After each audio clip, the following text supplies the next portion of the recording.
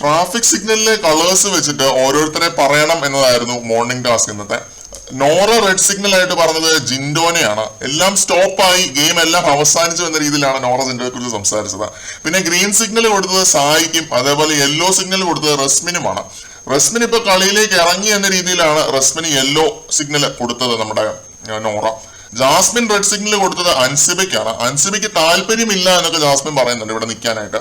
Yellow കൊടുത്തത് അർജുനാണ്. പച്ചയാണെന്ന് പറഞ്ഞ അർജുനെ പലരും പറ്റിക്കുന്നുണ്ട് എന്ന് ജാസ്മിൻ കറക്റ്റ് ആയിട്ട് പറയുന്നുണ്ട്. ഗബ്രീനെയാണ് ജാസ്മിൻ ഗ്രീൻ സിഗ്നൽ ആയിട്ട് പറഞ്ഞത്, സ്വാഭാവികം. സായി നോറയെ ഗ്രീൻ സിഗ്നൽ ആയിട്ട് പറയുന്നുണ്ട്, തള്ളി മറിക്കുന്നുണ്ട് നോറയെ കുറിച്ചിട്ട്. അതൊന്നും ഞാൻ കാര്യമാക്കുന്നില്ല. നോറയെ വെച്ച് ഗെയിം കളിക്കാൻ നോക്കുന്ന ഒരാളാണ് സായി.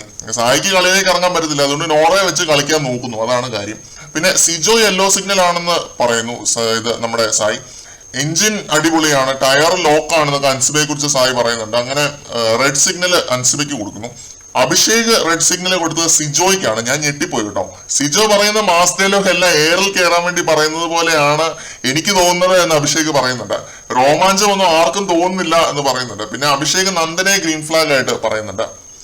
സിജോ ഗ്രീൻ ഫ്ലാഗ് ആയിട്ട് പറയുന്നത് നമ്മുടെ അരിയണ്ണനെയാണ്. പിന്നെ യെല്ലോ കൊടുത്തത് നമ്മുടെ ഗബ്രിയാണ്. അതേപോലെ അൻസിബിക്ക് റെഡ് കൊടുക്കുന്നുണ്ട്. വണ്ടി ഓഫ് ചെയ്ത് വെച്ചിരിക്കുകയാണെന്നാണ് സിജോ പറയുന്നത്. പിന്നെ റസ്മിനെ റെഡ് സിഗ്നൽ ആയിട്ട് പറയുന്നുണ്ട്. ആർക്കോ സെക്യൂരിറ്റി ഗാർഡായിട്ട് നിൽക്കുകയാണെന്ന് സിജോ പറയുന്നുണ്ട്. ലൈസൻസ് വരെ കൊണ്ടുപോയി കളഞ്ഞിരിക്കുകയാണ് എന്ന് സിജോ പറയുന്നുണ്ട് റസ്മിനെ കുറിച്ച്.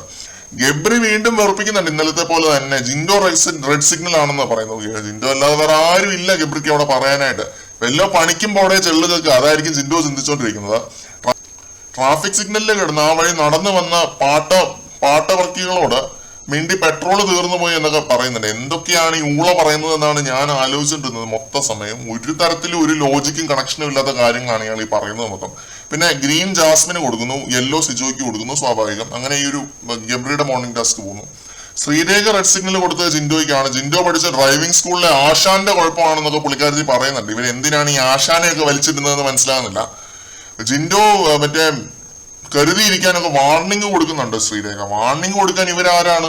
ശ്രീരേഖ പിന്നെ യെല്ലോ സിഗ്നൽ ആയിട്ട് പറയുന്നത് നമ്മുടെ അൻസിബെ പറയുന്നുണ്ട്, ഗ്രീൻ ആയിട്ട് സായിയെ പറയുന്നുണ്ട്. റസ്മിൻ ഗ്രീൻ സിഗ്നൽ കൊടുക്കുന്നത് അപ്സരയ്ക്കും യെല്ലോ സിഗ്നൽ കൊടുത്തത് അൻസിബയ്ക്കുമാണ്. എന്നെ ഞെട്ടിച്ചത് റസ്മിൻ റെഡ് സിഗ്നൽ കൊടുത്തത് ജാസ്മിന് കൊടുത്തപ്പോഴാണ്. വലിയ രസമുള്ള ഒരു മോർണിംഗ് ടാസ്ക് ആയിട്ട് എനിക്ക് തോന്നിയില്ല. ഒരു ഗെയിം എക്സ്പോസിംഗ് പരിപാടി ഒന്നും ഇല്ലാതെ വെറുതെ പ്ലെയിൻ ആയിട്ട് മുന്നോട്ട് പോയി. ആരോടൊക്കെയാണ് താല്പര്യം എന്ന് കാണിച്ചു തന്നു, അതാണ് എനിക്ക് തോന്നിയത്. ഇന്നലത്തെ മോർണിംഗ് ടാസ്ക് ആയിരുന്നു ഫാർ ബെറ്റർ എന്ന് തോന്നുന്നു. എന്തായാലും അവിടുത്തെ ഗെയിം എല്ലാം അവസാനിച്ചു എന്നാണ് എനിക്ക് തോന്നുന്നത്. ആകെ ഒരു ജിൻഡോയും ഉണ്ട്, ഒരു അപ്സരയുണ്ട്. എല്ലാവരുടെയും ടാർഗറ്റ് ഇവർ രണ്ടുപേരുമാണ്. ഈ മോർണിംഗ് ടാസ്കിലായി കഴിഞ്ഞാൽ എല്ലാവരും ഏറ്റവും കൂടുതൽ ആളുകൾ പറഞ്ഞത് ജിൻഡോനെ അൻസിബേനെയാണ്. രതീഷ് ഒരു മത്സരാർത്ഥി ആയാൽ കളി മാറുമെന്നാണ് തോന്നുന്നത്. അയാൾക്കൊരു സ്പേസും ഒരു അവസരവും കൊടുത്താലേ കളി മാറും. അതാണ് എനിക്ക് ഈ ഒരു മോർണിംഗ് ടാസ്ക് കണ്ടപ്പോൾ തോന്നിയത്. പുള്ളിയെ മോർണിംഗ് ടാസ്കിൽ പോലും സംസാരിക്കാൻ അനുവദിക്കുന്നില്ല. അപ്പൊ അതാണ് എനിക്ക് ഫീൽ ചെയ്തത്. ഒരു സ്പേസ് രതീഷിന് കൊടുക്കണം നമ്മുടെ ബിഗ് ബോസ്, എന്നാലേ കളി മാറത്തുള്ളൂ. കൂടുതൽ ലൈവ് അപ്ഡേറ്റുകളുമായിട്ട് വീണ്ടും കാണാം.